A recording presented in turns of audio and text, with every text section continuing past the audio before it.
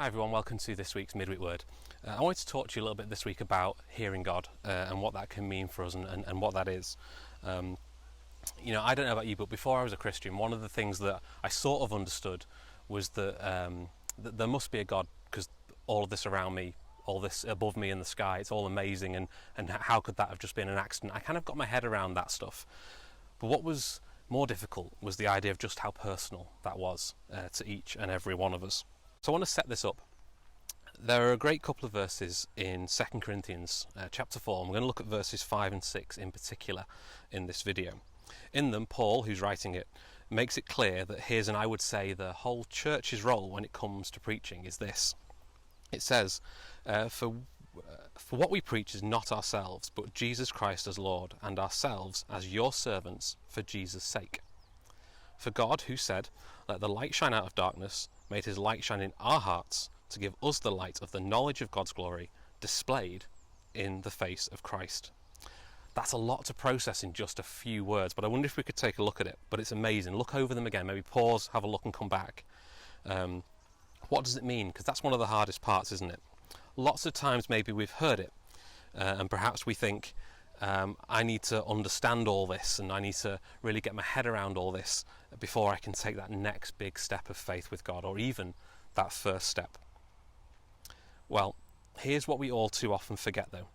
No one knows it all, and it really is a journey.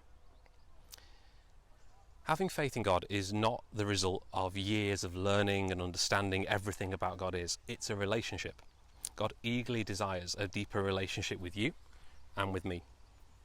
Good relationships are built on communication. How on earth do we talk to the God who created everything and the God with the power to do anything? Well, I think it's about listening just as much as it is about speaking to him.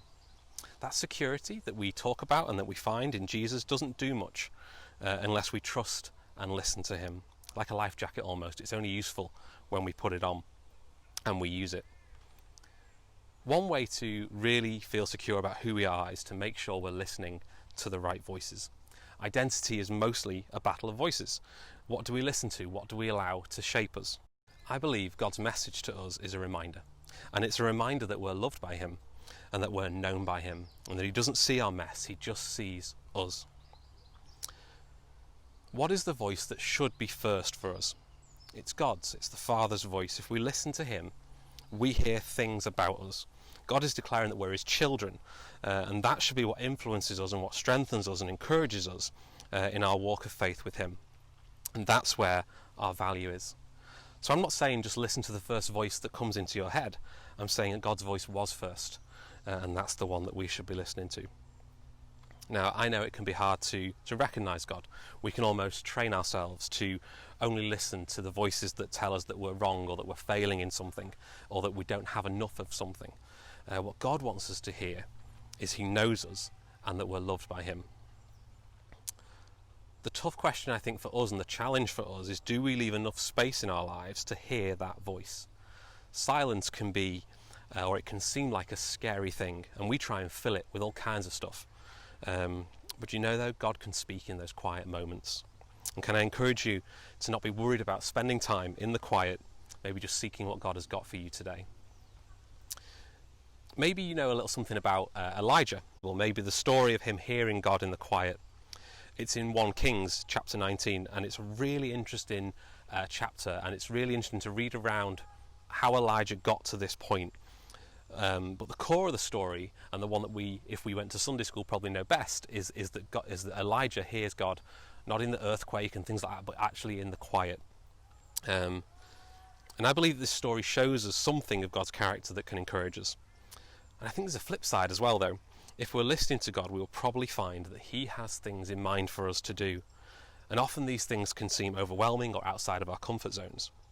But I believe we can take something from what Elijah learnt on that mountain.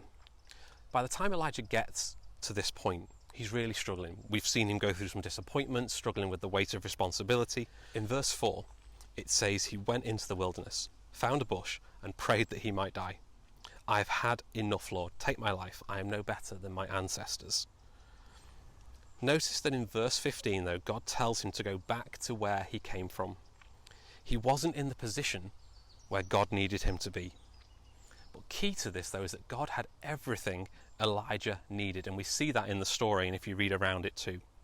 Now, maybe Elijah needed to come away and retreat to hear that God's provision was already waiting for him. He had to go and spend time away, time in the quiet, to listen to God, to realise what was already there, that God was already providing, already caring, and already had things for Elijah to do. God has good plans for all of us, and it's God that equips us. I hope something in that encourages you this week, and hope to see you all soon. Please share this video if you'd like, and yeah, thank you. Goodbye.